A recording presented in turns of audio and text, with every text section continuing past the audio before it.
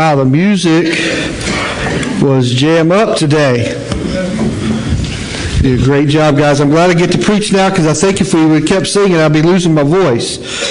So it's good for me to preach now, and then after I preach, I can just sing my heart out, and it won't really matter what happens to my voice at that point. How many of you have been able to experience the joy that is now Highway 96 from Interstate 75 all the way over past Kroger, right? As someone who's on that road every day, a year of switching lane patterns and pylons and cones and bulldozers and just all sorts of madness for a year, it is nice that it's done. Right after it got done and right after it got repaved, there's nothing like riding on new pavement, is there? I mean, most of us are used to riding on cracked roads and dirt roads or whatever, but there's nothing like a newly paved road and driving on it. I was coming to church for our candlelight service, and I come up 41 and take a right to go to I-75 to come down here. And I did that, and as I got close to Interstate, I looked up in my mirror and saw the lovely blue lights of the Georgia State Patrol. And so I pulled over on the entrance ramp there on the 75. No, I wasn't trying to make a break for it, but he came up, he said, you know what the speed limit is back there? And I went, well, it's 4 lanes, I'm thinking 55. He went, no, 45. He said, you want to take a guess how fast you were going? I said, well, if it's 55, probably 57. He said, 62. So I'm pretty good at math. I did it real quick. I was 17 miles over. He said, let me see your license. And I'm like, okay. And in case you haven't been around the Harris clan, we've had our share of tickets this year. I think we're funding somebody's pension or something, but Monica and I haven't gotten any. Did I just tell on somebody? But we've had our share, and so he went back to his car for a good little bit, actually, and when he came back up there, he gave me a warning. And I was like, whew. One, I didn't want to get a speeding ticket. I didn't need a speeding ticket. But two, I didn't want to have to face Austin and Blake with as much hassle as I've given them about their speeding tickets to say, yeah, Dad got a speeding ticket. And but things in life change, and you have to adjust. The whole year, if you were on that road, it seemed like almost every other day there was a switching lane pattern sign. And you might not even know where you were going. And some days, again, being on that road every day, some days it was confusing to me, where was the left turn lane? How can I get to my house this way? And there were a few days when they had the way to my house that I normally go totally blocked. And I had to go all the way up to Lake Joy Road to get to my house instead of going up 41. But life changes, and we have to adjust. And sometimes it's good for us to adjust our lives. January is a great time where people adjust their lives a little bit. Maybe this year so far, maybe you've adjusted your diet a little bit. Maybe you have adjusted your exercise this year a little bit. Maybe you are adjusting your budget. January is a great time to adjust your budget for the year. Maybe you're adjusting retirement. Maybe you're adjusting your medical insurance. Whatever you're working on, or whatever you're tweaking, whatever you're adjusting, that's part of life. And I hope that in January, part of what you're looking at is adjusting your spiritual walk a little bit. Even if you have a good spiritual walk. But sometimes when you say that, people go, well, I have a good spiritual walk. But we can always be adjusted. We can always be growing more. We can always be growing deeper with God. Regardless of where we're at, we can go deeper. Regardless of where we're at, we can take it to the next level. And so hopefully, my hope for you is that in January, hopefully that's one of the things that you're trying to do. You're tweaking some things in your life, but maybe also you're saying, I want my spiritual walk this year to go deeper. Our word for the year at the church is grow. My desire for you this year is to grow. to grow spiritually. And I don't want you just to grow in the fact of you get to December and go, yeah, I grew this year. I really want you to have some notable things that God has showed you, some notable ways God has grown you, some notable ways that you have adjusted your life to better fit with God's plan for your life, to better fit with what God wants you to do. And so my goal, I have a year-long goal for all of us, is that when we get to December, we'll be able to say specifically, here's how God grew me in this way. Here's how God grew me in His Word. Here's how God grew me in my relationship with others. Here's how God grew me in my relationship with non-believers. Here's how God grew me this year. That's my goal for us. Our verse for the year is Colossians 2:7. And you heard me talk about it last week. It says, let your roots grow down into Him, into Jesus Christ. And let your lives be built on Him. I'm hoping that as this year goes on, you can feel your roots growing down into Him. We all have roots, right? Some of you in here are a fan of a particular football team because of your roots. You know how I know that? Because I could ask you to name a player on that team and you wouldn't know a single name of somebody on that team. But you have roots there.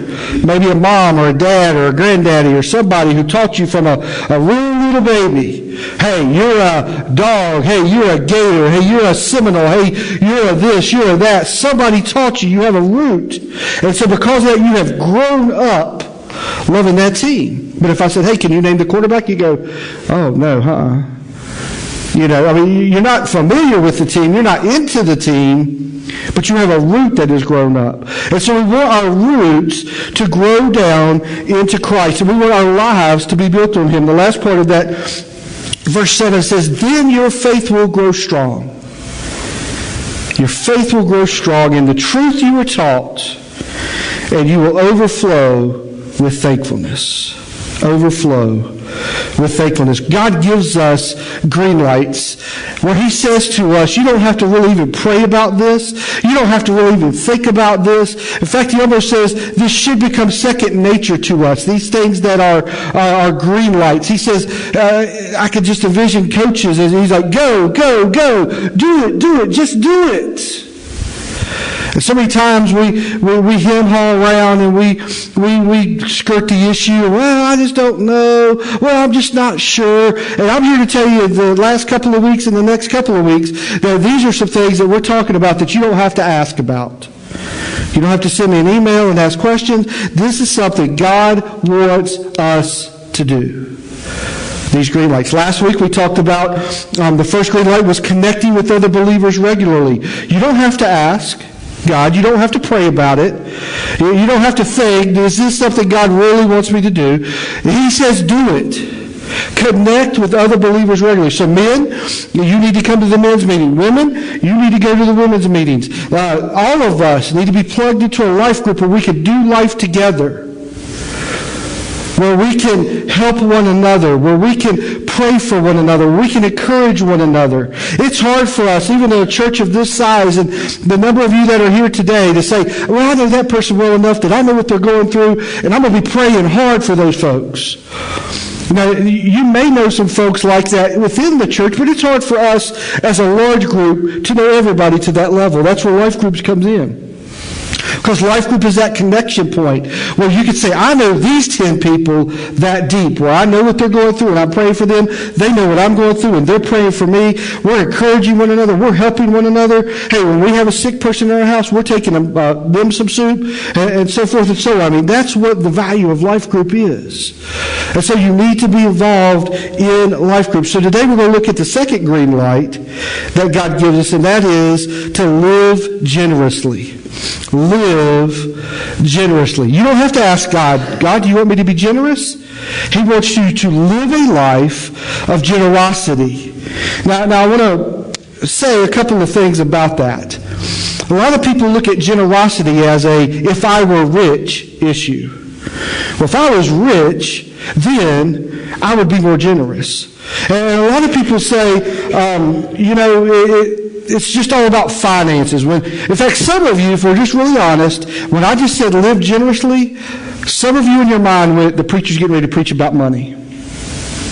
And you puckered up, and some of you tucked your ears down, and you're holding on like, that's what some of you said. So just instinctively, he's just going to preach about money. And that's not totally the point today. Though finances are obviously part of generosity, but there's a lot of ways that we can be generous.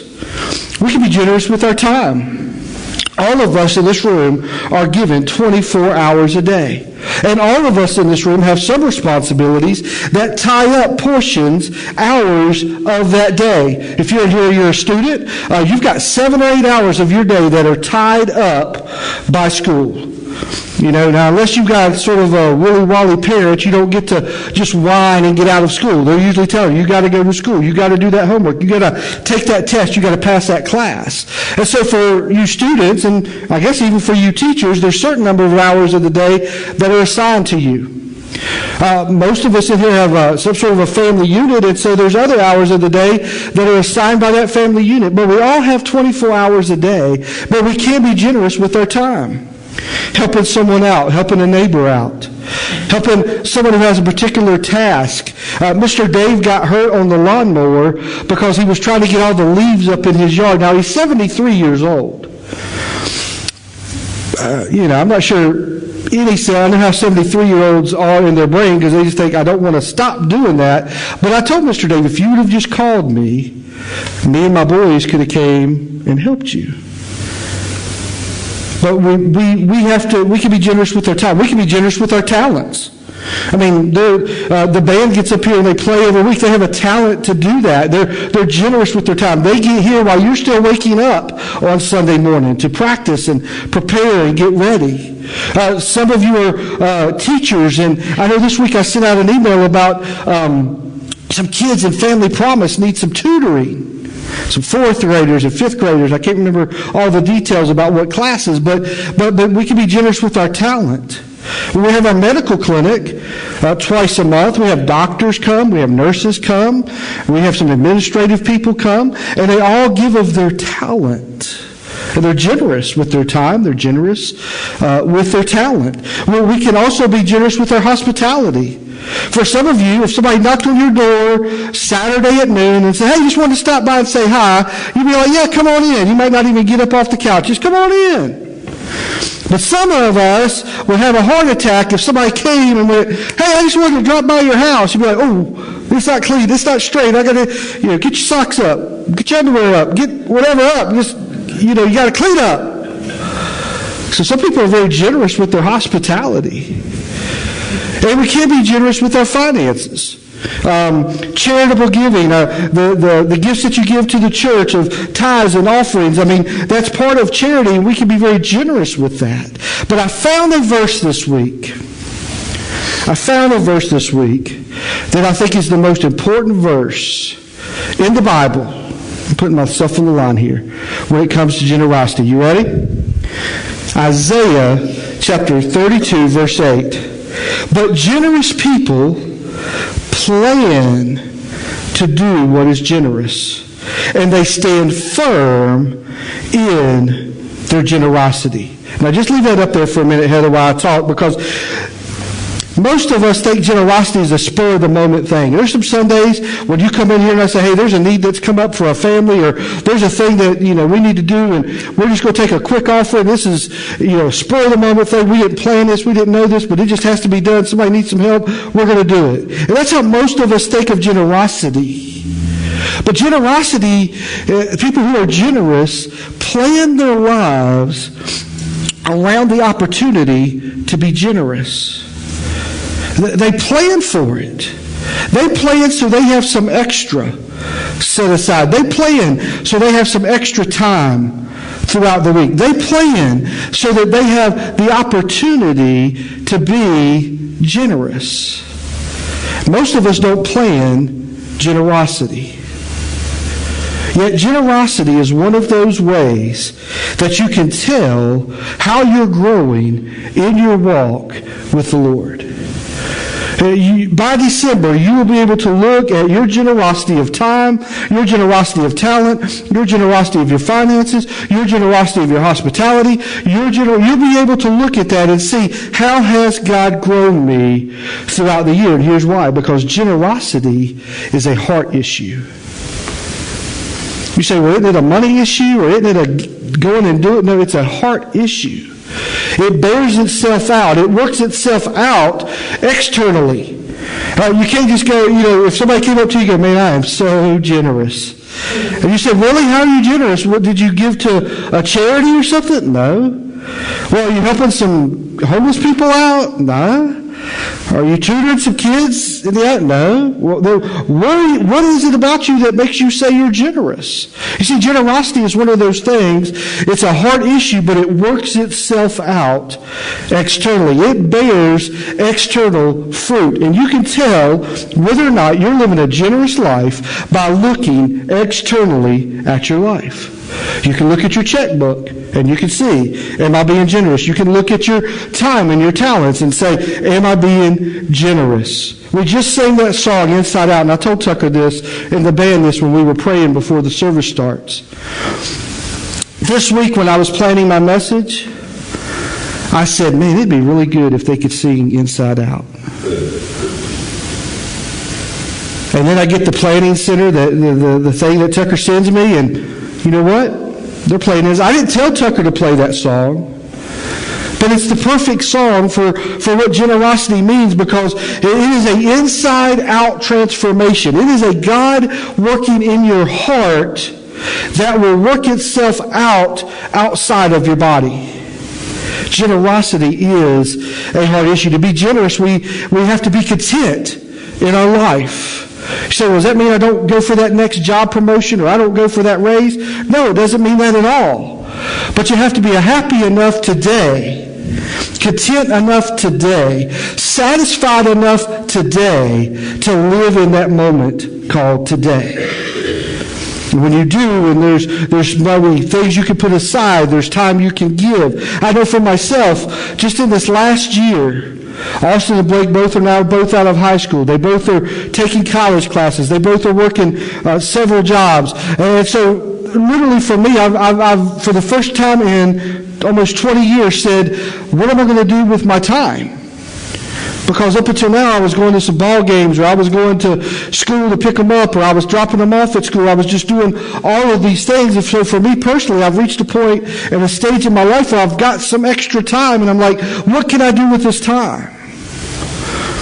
And so that's one of the things that works itself out. But we have to be content. We have to be thankful in what God has given to us, what God has blessed us with. And we have to live at peace with where we're at and what we have today.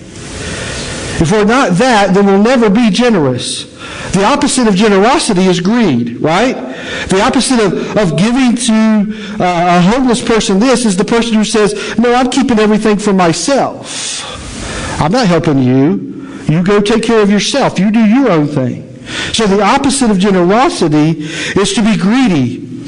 Now, so today what I want to do real quickly is give you 3 principles that if you want to live a generous life, these 3 principles you're going to have to put in place. You're going to have to let God grow you from the inside out. You're going to have to let God do some work on that heart. You're going to have to let God do some tinkering on that heart this year to turn you into a generous person, or to help you become a generous person. Here's the first principle. The first thing we have to do is we have to see heaven's perspective. We have to see heaven's perspective. The Bible talks about before you ever came to Christ that you were walking in blindness. It's like you were walking with a blindfold on or blinders on in your spiritual walk. And at the moment of salvation, one of the things that happens is God begins to remove the blinders and you begin to see things differently. Hopefully you see things different after you accepted Christ than you did before you accept Christ.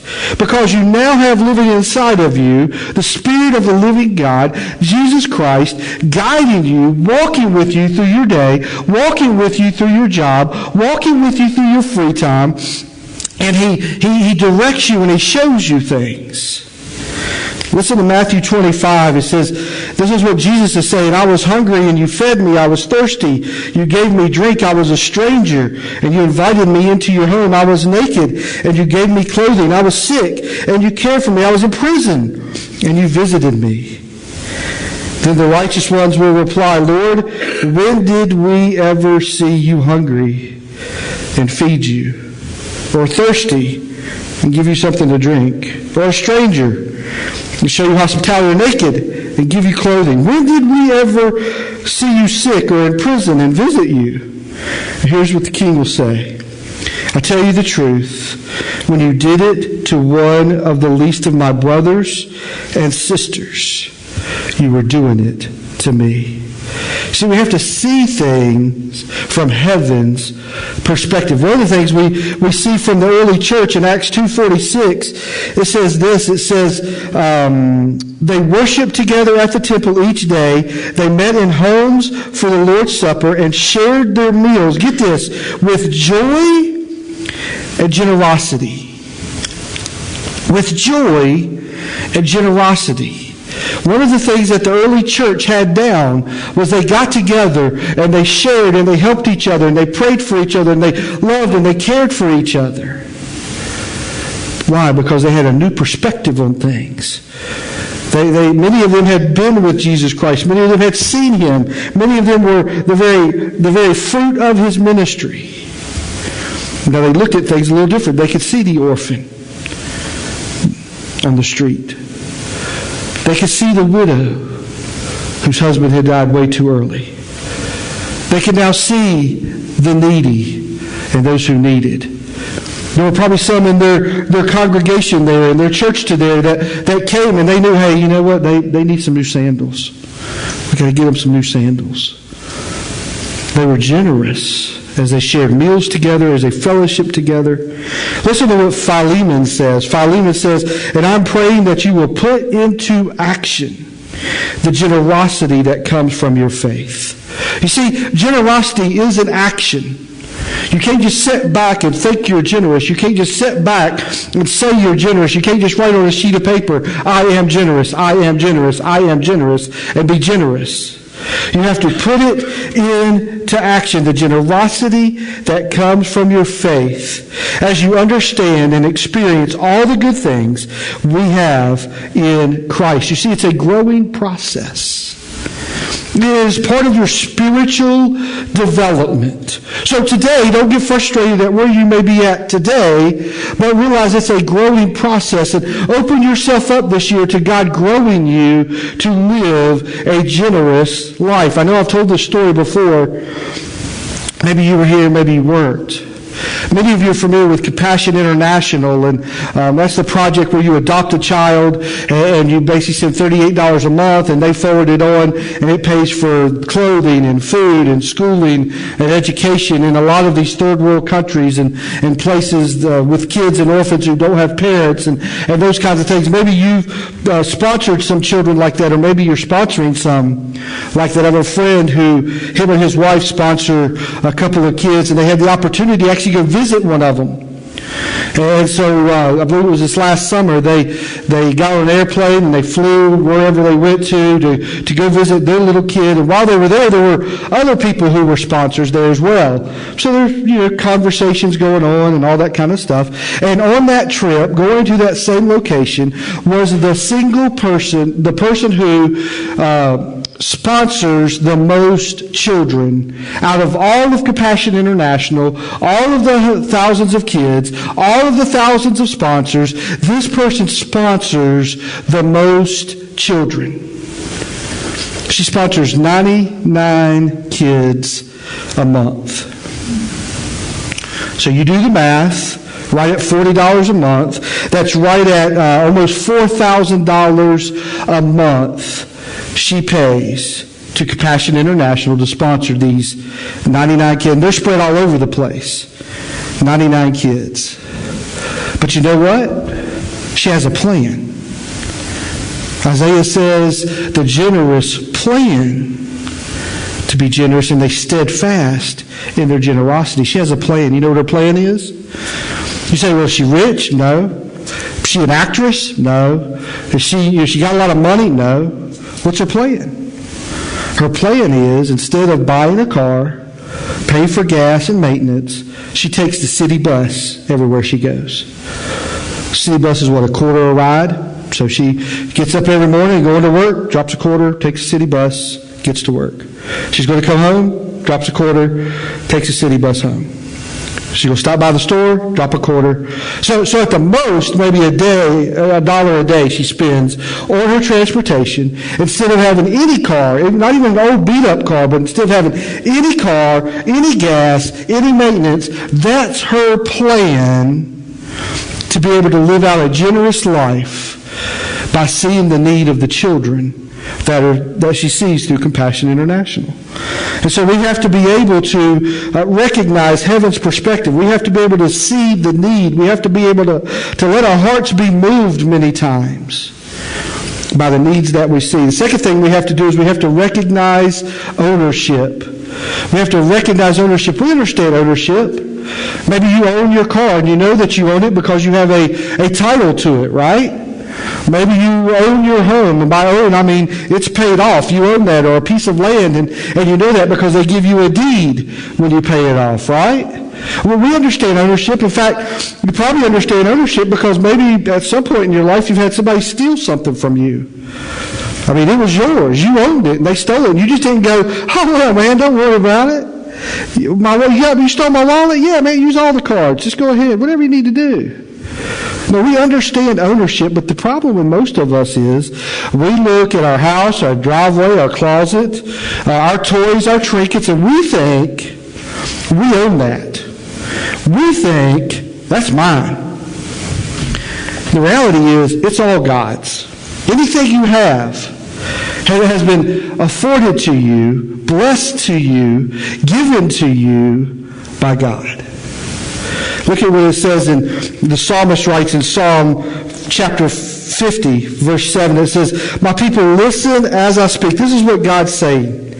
Here are my charges against you, O Israel. I am God, your God. I love that part of that verse because he says, look, I am God. That's my name. I am God. But then he says, I'm your God. He's personal to them. I am God, your God.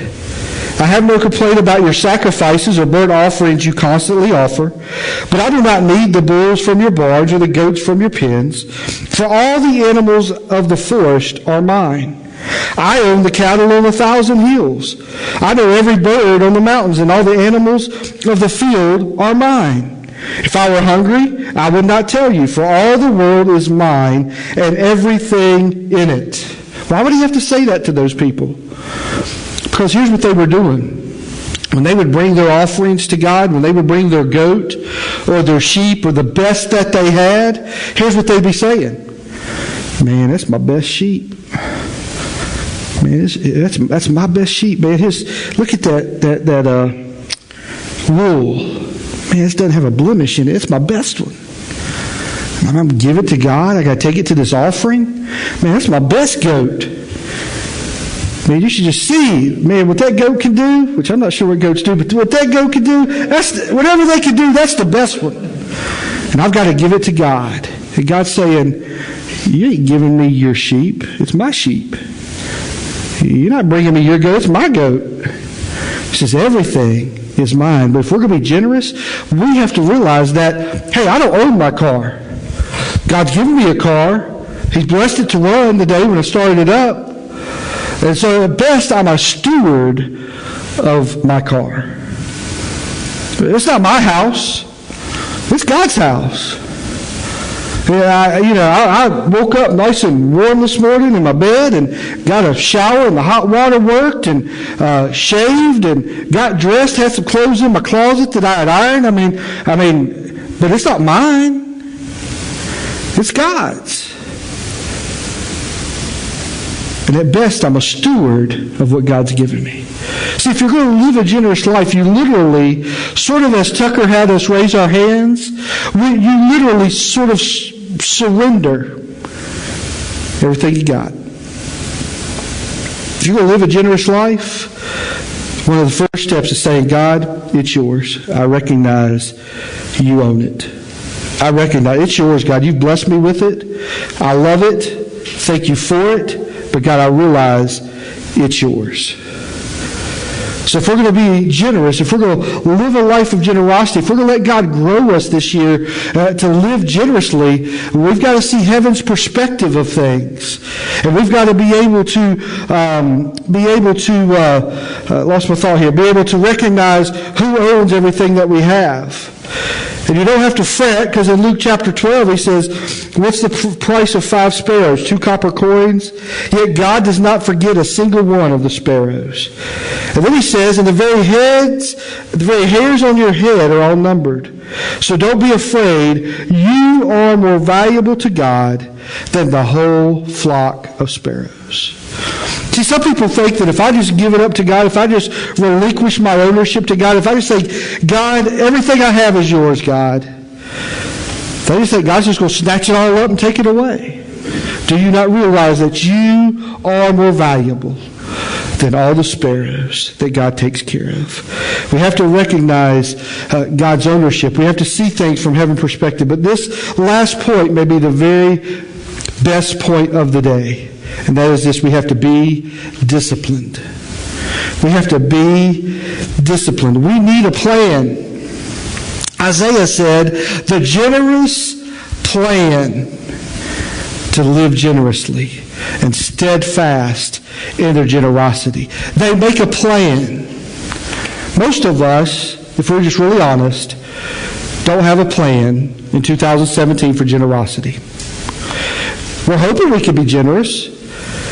We're hoping that if I stood up here and said, hey, we have a family they really need some help. We hope that we can help out, but we don't have a plan.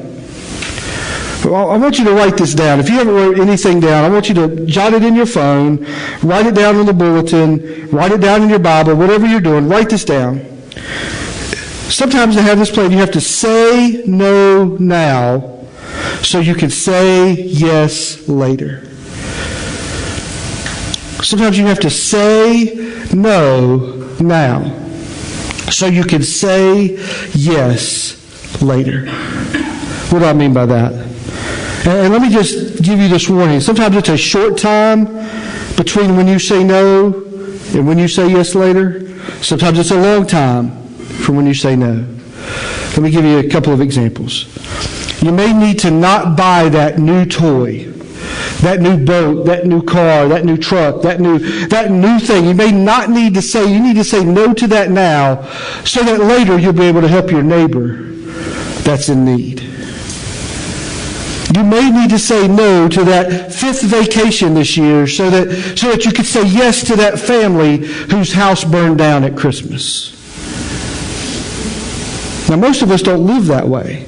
Most of us go, hey, I got a raise. I'm going to go buy something with it. Most of us, we don't plan that, hey, down the road, there could be a family that we know of that their house burns down, their clothes are gone, and, they don't need $5 or $20. They need $25,000 because of this tragedy or this emergency. But see, to say no now means that later we could say yes when those needs arise, when that generosity, that opportunity of generosity comes. Because I know a lot of people, I would probably be one of those almost, that if I went out and bought something new and then the need comes up, I go, man, I wish I could help with that. I have sat there. I have been in the pew and the pastor said, guys, we're taking an offering today and we need some money to help this family with this emergency. I have been there. I have sat in that seat and said, oh, I want to help. But I can't. Why? Never had a plan. Never had a plan. I lived my life. Let me just see what's in my wallet. I'll try to give some of that. But I never had a plan. And we have to be disciplined in that plan. Listen to what 1 Peter says. 1 Peter says they were told that their messages were not from themselves, but for you. And now that this good news, this gospel, has been announced to you by those who preached it in the power of the Holy Spirit, sent from heaven, it's all so wonderful that even the angels are eagerly watching these things happen. Now get verse 13. So prepare your minds for action. Prepare your mind, prepare your heart for action. This year, 2017, don't just say, I'm going to be generous. Don't just say, I'm going to try to give of my time. I'm going to try to give of my talents. Don't just say this year, plan for action. What are you going to do? How are you going to do it? And then it says exercise self-control. That means once you put that plan in place, what you say, here's what I'm going to do. Stick to the plan. That means you will have to say no sometimes today so that you'll be able to say yes later to some need that arises. So put all your hope in the gracious salvation that will come to you when Jesus Christ is revealed to the world. So you must live as God's obedient children. And then here's this warning. Don't slip back into your old ways of living to satisfy your own desires. And I love this last sentence. He says, you didn't know any better then. There was a time when I didn't even know any better. Today, I'm not the most generous person that I know. I'm not the most generous person in life, but I'm a whole lot more generous today than I was many years ago. There was a time when I didn't even know any better.